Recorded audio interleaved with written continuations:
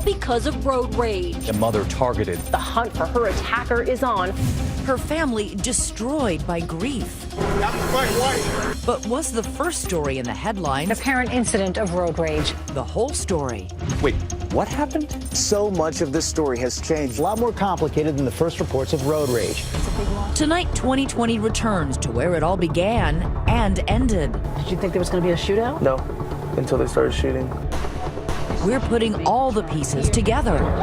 Cameras off. An entire family, witnesses, telling what you've never heard before. Did you and your mom go out looking for trouble? The victim, painted as a villain. People start to wonder, should I be feeling bad for her? Are you all happy? You made my wife look like an animal.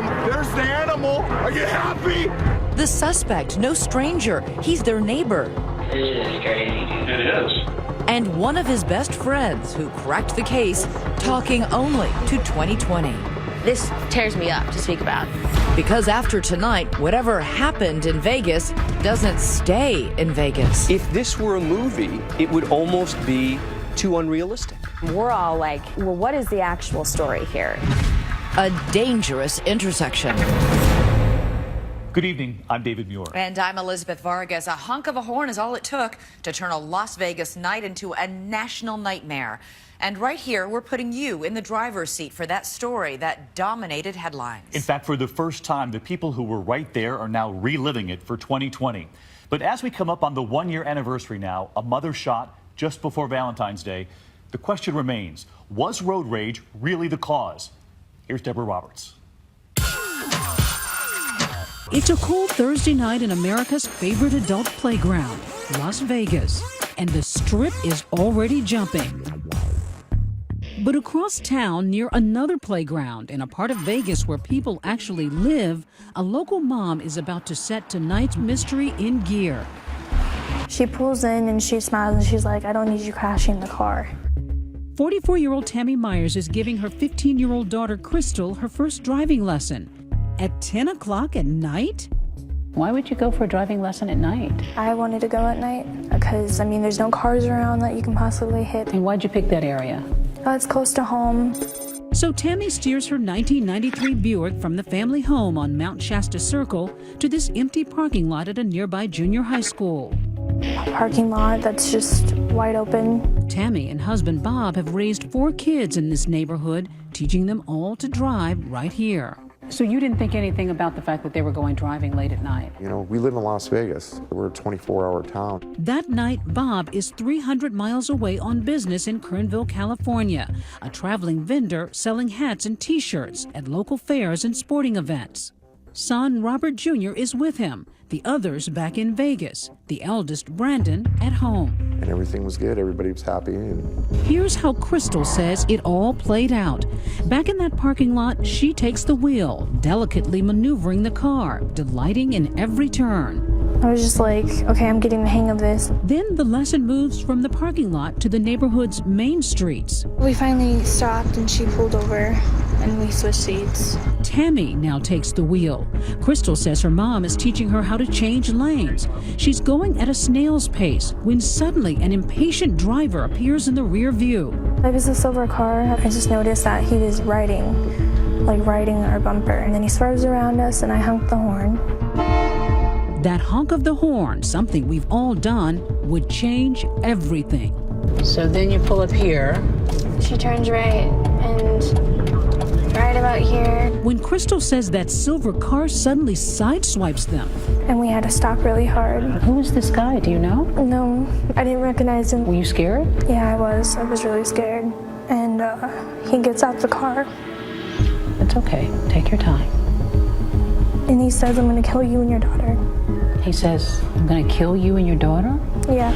In a panic, Crystal says they flee the scene. But what happens next is a puzzle we piece together tonight. Everyone agrees that sometime after 11 o'clock, 2 cars barrel down Mount Shasta Circle to the end of the cul-de-sac where the Meyers live. That old Buick driven by Tammy and a 4-door silver sedan driven by a mystery man in hot pursuit with a gun. You heard the shots? Yeah, I was looking and I heard the shots. Did you know she had been hit? Yeah, I was screaming. He said, Mom's been shot, Mom's been shot. Brandon, her eldest son, remembers running to his mother's side as that silver sedan flees the scene. I was just screaming at her, "Mom, please stay here, stay here." Brandon was telling her to stay awake because she was closing her eyes. She's hit in the head. A frantic Brandon dials 911, and at 11:34, Tammy's rushed to a nearby hospital. At the scene of the shooting, leads and evidence are scarce. Did you have any idea who had shot your mom? No, I was completely in the blank. All I saw was the gunfire. Back in California, Bob Meyers gets fragments of the story over the phone from a distraught Crystal. And she said, "Dad, I saw it. There was blood everywhere, all over Mom's head and face." He drops everything and begins driving home. And what's happening in your chest at this moment? I'm like, "What's going on here?" How fast are you driving? 100 miles an hour. Every thought saturated with concern for his wife of 25 years, the family matriarch who'd earned the name Mama Bear. Didn't have a mean bone in her body.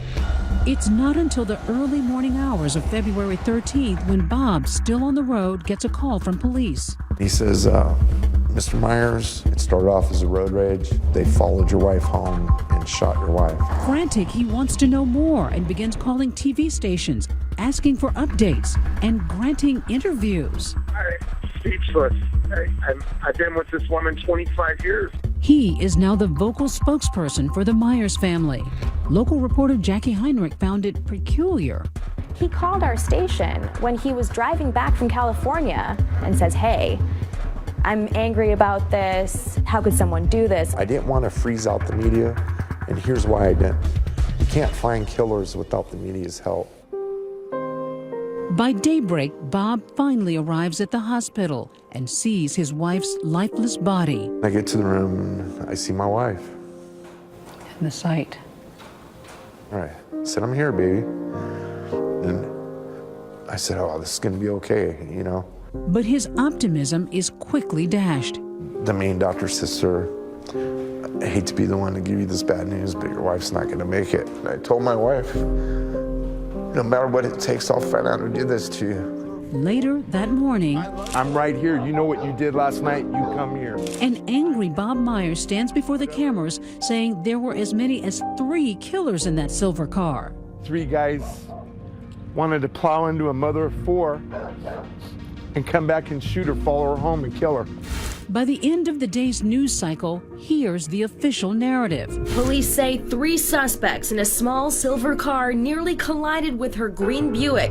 As the Buick becomes a makeshift memorial, Tammy Meyers appears to be yet another victim in an endless string of road rage incidents. Los Angeles, Tampa, Randleman, North Carolina. And most recently, this scene in Austin, Texas. 2 men in the middle of traffic going at it with a baseball bat and a wooden pole. But this one is unlike any other. A mom cut down in her own driveway. Road rage mystery in Las Vegas. The mother shot after teaching her daughter how to drive. But despite all the attention, no arrests. The next day, February 14th, a heartbreaking Valentine's Day. Vegas police released this security video of the silver sedan cruising the neighborhood around the time of the shooting, and with it, this composite sketch. Police say this is the face of one of the suspects. Police say it's Crystal's description of one of the strangers in the car that sideswiped her and her mom, threatening to kill them. He's a big guy, 6 feet tall, weighing about 180 pounds. As far as we can tell, there was no prior contact with these individuals. They are complete strangers. There's a manhunt for this unknown guy, instilling fear in everyone across the valley. Everyone's like, could this happen to me? Neighbors are too afraid to show their faces with that suspect still out there. That night, an agonizing moment for Bob Myers. At 7:05, he disconnects his beloved wife from an artificial respirator. I'll always have a wife. She'll never leave my heart. But she's gone. I didn't want my baby to suffer. But I didn't want her to go either. You know, to have to say it's okay to turn off the switch to let your wife go. So you had to do it. Had to. But before Tammy Meyers can have a funeral, she's about to be buried. It's like they were murdering her all over again. repeatedly, daily. Tammy Meyers went looking for the driver. Are you happy? As the story takes the first of what will be many sharp turns, was the innocent victim really all that innocent? Maybe this isn't what I thought it was in the beginning. And a young woman with inside knowledge about that night.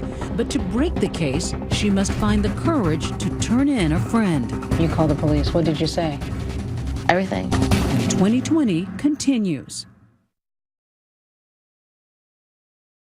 2020 continues with a dangerous intersection. 3 days after removing his wife from life support, dear God, protect them in the days to come. Bob Meyers holds a candlelight vigil. This is a testament to a good person in a community that needs good people. But now there are as many whispers about shooting victim Tammy Meyers as there are prayers for her. I want to keep the facts as they are because it's starting to get twisted. Just hours earlier, police announced a stunning discovery, one that paints a much different picture of this Las Vegas mom. The reason I wanted everyone here was to just clarify some things. A big piece of the Meyers account has been missing.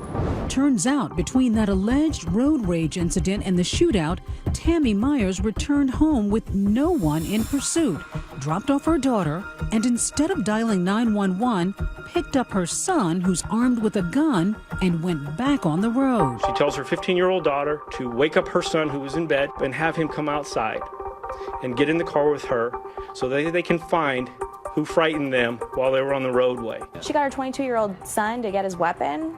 I mean, people start to wonder, should I be feeling bad for her? Local reporter Jackie Heinrich says that surprising and late disclosure changed the whole tone of the story. When the police held a press conference and said, actually, Tammy Meyers went back out, then they started to think, maybe this isn't what I thought it was in the beginning. Suddenly, the family is feeling the burn of online hate, with comments like, "Am I the only one who's glad she got shot?" On social media, people began to really turn on your wife and your son. Well, it bothered me. All of them did. Because my wife wasn't a troublemaker. Bob is suddenly doing damage control, insisting that this is not a vigil for a vigilante. My son is not an animal. My son is a hero in my book. So what's Brandon's story? He says his mother was convinced that road rager was headed to the house to make good on his death threat. She said, someone's trying to kill us, we need to go now. I'm like, why don't we call 911? You said, let's call 911. Yeah, and she goes, we need to get away from the house. They're trying to hurt us. So I grabbed my gun. Brandon's gun, a registered Beretta 9mm pistol. Why'd you grab the gun? Just safety precautions. Someone's trying to hurt my family, so I'm gonna come protect them. Brandon takes me on a drive to relive that night with his frightened mom behind the wheel. And she's just like hell, her mouth was open. She was terrified. He points out the spot where he says his mom and sister were sideswiped by that angry driver. Happened right here. Right here. Do you see any cars? No, nothing. So he says they call it a night and head home. Still no cars, nobody's coming near you. No one's near us, completely, it's a ghost town. But then, just as they make a right turn by the junior high school, he says they spot a silver car. And they were right here in front of us. She saw the silver car right here. It was literally right here in front of us. Things would escalate, leading to the shootout in the cul-de-sac, with both Brandon and that mystery shooter exchanging more than 20 rounds. But the exact how and who of the incident still puzzles police. That is, until this woman picks up a phone and drops a dime. You call the police? I felt that I had to. Were you conflicted? Absolutely. I still am, even sitting here. Nearly a week after the shootout, investigators interview this woman, Caitlin Christian. Tonight, for the first time, she's sharing her story about the night Tammy died. It was about 3 o'clock in the morning. I was sleeping, and my phone was going off the wall. She says it's her good friend, 19-year-old Eric Nausch, a wannabe rapper and pot dealer, seen here in his Instagram photos. It was, I need to come over, something important. How did he sound? Disheveled. You know, shooken up. Caitlin says Nausch comes over to her apartment, confessing to a shooting in his neighborhood. And the first words out of his mouth is, I got them. Telling her he may have shot a rival drug dealer. And then he showed you something. Mm-hmm. What did he show you? Well, he had emptied his backpack, He had pulled out his gun and extra clips for the gun. Naush leaves. Then, days later, it hits Caitlin. Her friend may have been involved in Tammy Meyers' shooting. You read the details that there's a mom of 4 who's shot and killed. What goes through you at that moment? How could this happen? And I didn't even finish the article before I got up and called. Called? The police. She makes a wrenching decision to turn in her trusting friend. And how did you feel after the conversation once you told them what you knew? Terrible, but there's always a right and a wrong. The next day, SWAT teams, squad cars surround Eric Naush's home. He's holed up inside. Our Las Vegas affiliate, KTNV, is live on the scene. Right now, we are in the tactical phase of attempting to take a suspect into custody. Caitlin says she's texting Eric nonstop. So you were trying to convince him to surrender? Right. Still a very confusing scene out here as everybody is arriving here on scene. One of those arriving is the suspect's mother, who's in obvious distress. Guys, please, you guys get back. Please! Turn your phone off! But as the standoff drags into its second hour, questions in this already complex case are multiplying. For one thing, Eric doesn't even drive, and he bears little resemblance to Crystal Meyers' description of the shooter. I mean, he's really small. He's nowhere near 6 foot. And just as bizarre, the location of his house, just a block away from the Meyers residence on Mount Shasta Circle. We go through the play-by-play on this map with ABC legal analyst Dan Abrams. The irony being that the suspect is right around the corner from this family. They're out looking for some composite sketch of some guy in a road rage incident. And little do they know that it's a block away. You can literally see his home from my front door. And you walked over to his home really angry. Pajamas and all. That was my wife. You were yelling. Oh, I was upset. No, it ain't okay. Bob Meyers is devastated, the police stopping him from getting any closer. And in that moment, his understandable grief turns to unforgiving anger. Are you all happy? You made my wife look like an animal and my son. There's the animal a block away. Are you happy? My wife was a victim. She lost her life. And it's like they were murdering her all over again, repeatedly, daily. Finally, a shirtless Naush surrenders. Suspect has been taken into custody. Suspect is en route to headquarters to be interviewed. Yes, police have questions, but nobody's prepared for the shocking answers. This story's not right. My name's getting thrown in. Naush is about to spin a whole new version of the story. I freaked out. I was just like, there's no way. Stay with us.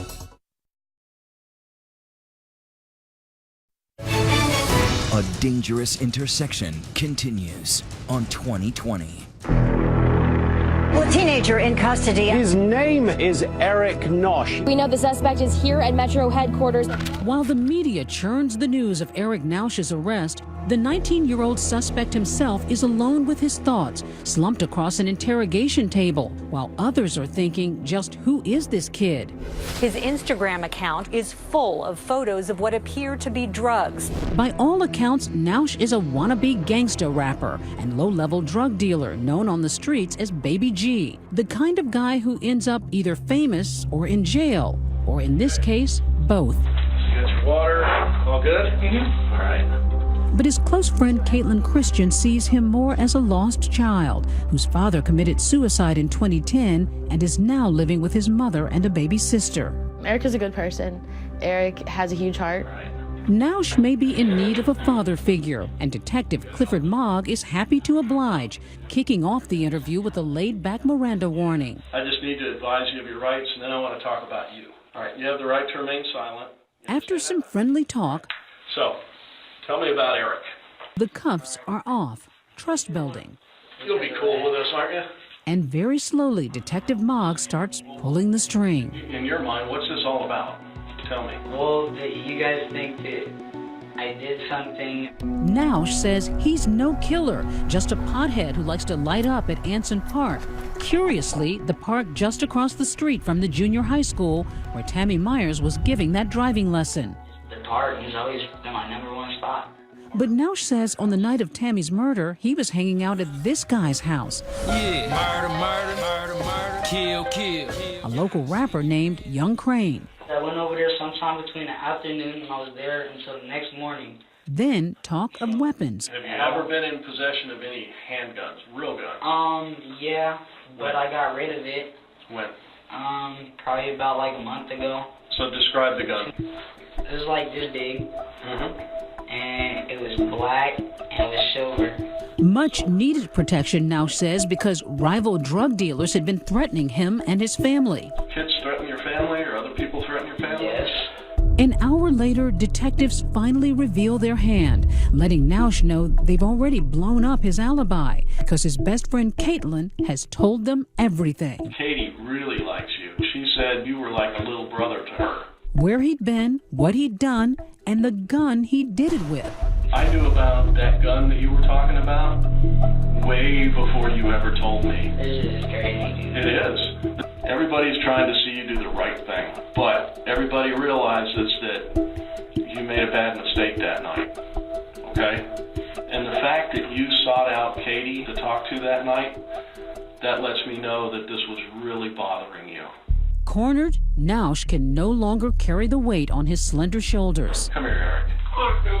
Look, son, tell me what happened, okay? You gotta get this off your mind. I ain't mean to hit no more with those bros. No more with this bro. So tell me what happened. Tell me from the beginning, Eric. Now get ready for Nausch's story, which begins just after 10 o'clock.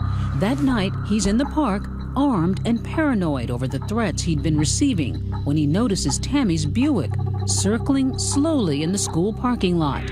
Every direction I went, she was just following. Everywhere I went, that car was there. He says he was sure it was someone stalking him, so he hides and calls a friend to pick him up so he can get away. It was a smooth 30, 45 minutes before I even got in a car, until I knew this car was out of sight. The friend arrives in a silver Audi sedan. Nausch thinks he's escaped his enemies, but almost instantly crosses paths with that Buick once again. They just came out of nowhere. They were following us, and they didn't even turn. He tells police something that surprises them, that someone in the other car was brandishing a gun at him. So far, we have you telling us that these people were waving a gun, okay? Waving a gun out the window. Listen to me. Nobody but you have said that. And he reveals something else that thus far has gone unreported. He fires shots at Tammy's car even before the fatal shooting. And I just cocked it back and I started shooting them. He says the cars separate and he starts heading home. But as he turns onto his street, suddenly they are once again face to face. And Nausch, now panicking, follows that car into the cul-de-sac. I really thought these were the guys that have been threatening me this whole time. When you pulled into the cul-de-sac, what did you see? First thing I seen them running up to the door. That's all I kept thinking is they going to grab more straps. And I didn't let every bullet I had in there. I got scared. After unloading his gun, Nausch flees the scene, thinking he'd protected his family. It's only days later, Caitlin says, they both realize he may have just destroyed one. What was his reaction when he realized that it was Tammy? Nauseating remorse. Like he could not understand how it happened. How did it go from I was terrified and these are some punk kids looking for me to the life of a mother? He saves his biggest surprise for last, telling police Meyers is not only one of his neighbors, he knows her, has eaten dinner at her table. So you know the family? I know the whole family, man. Is there anything you want me to tell the family? Like, my intentions were to take someone who was gonna harm my family up. Not my homie's mom. Not Tammy. The stunning relationship is confirmed for the first time when Bob Meyers later addresses the press. We knew how bad he was, but we didn't know he was this bad. Meyers claiming his wife had mentored the troubled youth. My wife spent countless hours at that park consoling this boy. She was really good to him. She fed him, she gave him money, she told him to pull his pants up. Some saw it as odd that you didn't disclose that you knew him to the media at one point, and then later on you did. Because I didn't know. I never knew Nausch's last name. I knew him as Eric. I didn't know until I saw his picture on television. Detectives leave their suspect alone in that room, this time to call his mother and let her know he won't be coming home. Mom, I love you. I love you. Okay, I've already told them everything. The only reason I confessed, Mom, was because they knew everything. But the case is far from closed. Nausch won't give up the driver of the silver sedan and claims no knowledge of any prior road rage incident. The so-called confession has some problems with it. And was there a darker side to the relationship between Tammy and her killer? Mrs. Meyers used to come to the park and try to purchase things off of him. Stay with us. 2020 continues with a dangerous intersection. 10 days after the shooting of Tammy Meyers, a wide-eyed Eric Nausch is ushered into a courtroom for the first time, an image that brings his friend turned informant Caitlin Christian to tears. What do you see when you see this shot in court?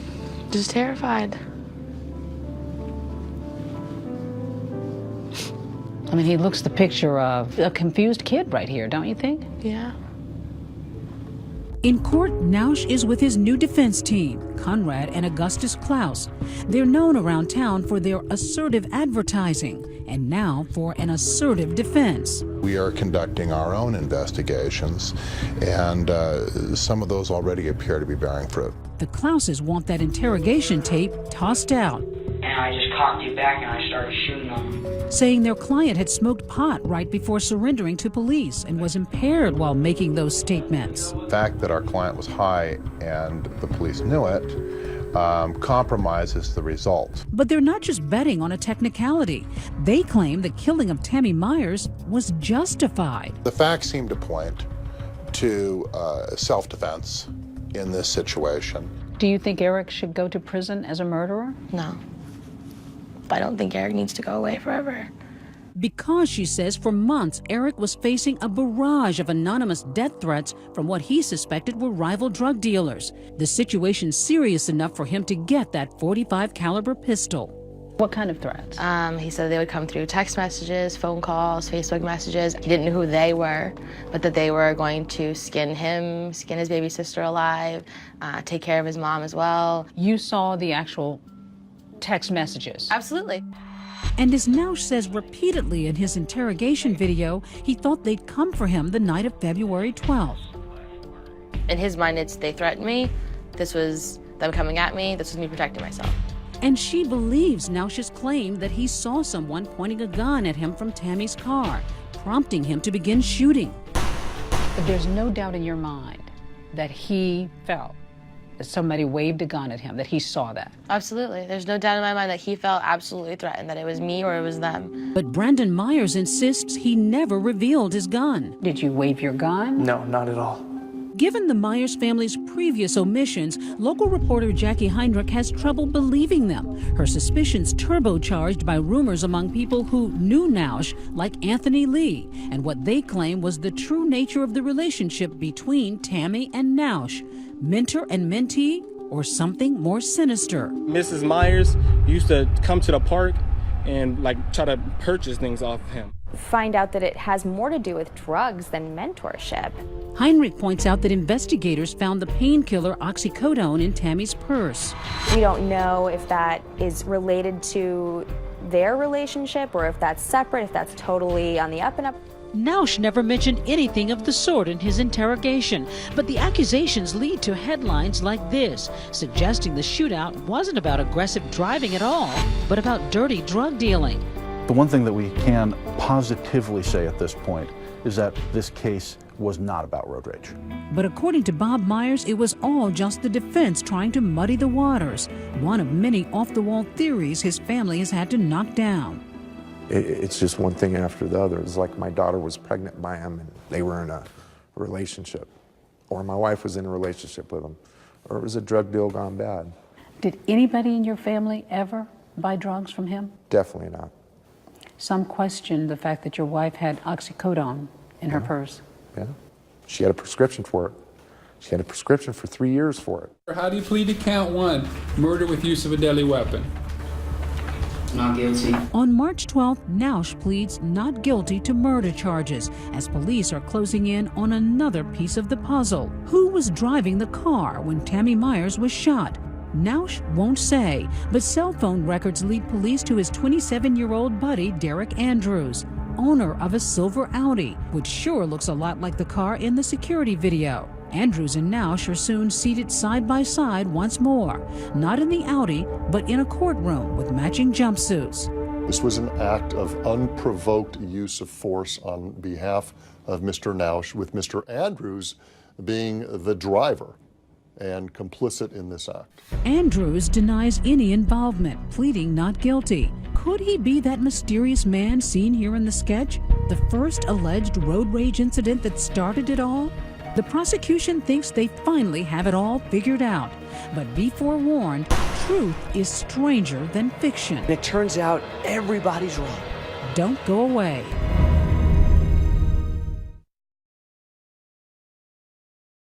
A Dangerous Intersection continues on 2020.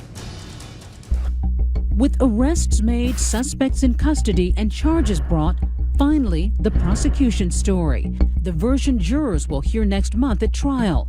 DA Stephen Wolfson thinks he can finally explain what happened the night Tammy Meyers was killed. There's no evidence to support that Mrs. Meyers was doing anything other than being out with her daughter, giving her daughter some sort of driving lessons. Wolfson believes Crystal Meyers. Yet what happened next is a series of bizarre, tragic coincidences, the odds of which, even by Vegas standards, are incalculable. 10:10 p.m. Tammy's offering that driving lesson to her daughter in the school parking lot. By coincidence, Eric Nausch is in a park across the street. He's carrying a .45 caliber handgun and the weight of the world on his shoulders after death threats from some rivals. Nausch notices the Meyers vehicle and its slow-moving maneuvers and apparently misconstrues that as a threat. He thinks the driver is stalking him.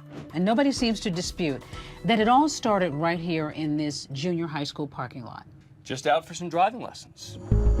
10:50 p.m. After the driving lesson, Tammy Meyers gets back behind the wheel and begins heading home. 10:56, she sees a silver sedan speed up behind her and pass aggressively. Her impulsive teen daughter makes a fateful decision. Crystal reaches over and slams on the horn. If that horn hadn't been honked, none of this probably would have happened. It's full-on road rage as the silver car pulls in front of the Meyers. Crystal says the driver hops out, walks toward her mom's car, and says, "I'm gonna kill you and come back for your daughter." We'd be very interested to find out who was in that other car, because we don't believe it was Mr. Nausch. Back at the park, Nausch is being picked up by friend Derek Andrews, coincidentally driving a different silver sedan. Meantime, Tammy Meyers makes it back home, and instead of dialing 911, drops off her daughter and picks up 22-year-old son Brandon, who grabs his pistol. He happens to be a registered handgun owner. It was a mistake on her part, in my opinion, but it is what it is. The search begins as mom and son take off looking for the road rager. Moments later, they locate him, or so they think. We pulled up, boom, they were right here in front of us. She saw the silver car right here. It was literally right here in front of us. What does she say when you see the car? Brandon, that's them. Those are the ones that threatened to kill me and your sister. A chance encounter and what would be a fatal case of mistaken identity, as Tammy has the right color but the wrong car, one occupied by Nausch and Andrews. It's right here that she thinks she's found the car. And it's at that same moment that Nausch thinks he's being followed by this green car. So now you have both of them mistakenly paranoid about the other. When Nausch spots the stalking green Buick, the same exact one he spotted in the parking lot, he surmises that he's the one about to be attacked. Moments later, shots fired. The first, but not the last time bullets will fly that night. At that point, the evidence says that Mr. Nausch raised his weapon in a threatening manner. This is a loud .45 caliber gun, makes a lot of noise, very intimidating. She goes, "Brandon, what was that?" I said, "Mom, we're getting shot at." At that point, she's shaking. He says he fired some shots there, but he didn't hit anybody. This should have been the end of it, which is now she's now gotten to threaten the drug dealers who he thinks are behind him. He's fired his weapon. They've learned their lesson. Both cars speed off, Meyers and Nausch each heading home, taking parallel streets. But remember, they live only a block apart, and in the final, cruelest twist of fate, find themselves headed for disaster as they turn toward their houses, winding up on the same street. The Meyers pull into the cul-de-sac. Derek Andrews follows them in. And that's when Brandon got out of the car, Mrs. Meyers got out of the car. The minute he follows them into that cul-de-sac, he's now become a threat. What did you think was about to happen at that point? Did you think there was going to be a shootout? No, until they started shooting. And everything was like slow motion, like very slow pace. It was weird. Nausch empties his .45 and reloads. The evidence will show Mr. Nausch, in an unprovoked way, for stupid reasons, chose to drive down in a neighborhood that he was familiar with. And he saw two people and opened fire. When the shooting stops, the sedan backs away, and Brandon Meyers sees his mother on the ground. She was laying and bleeding. So just seconds more and you would have both made it into the house? Yeah. There's no evidence to suggest that Brandon or Mrs. Meyers did anything to legally provoke and give Mr. Nausch the legal right to use deadly force. If the prosecutors are right, that he fires the first shot, that's murder. Stay with us.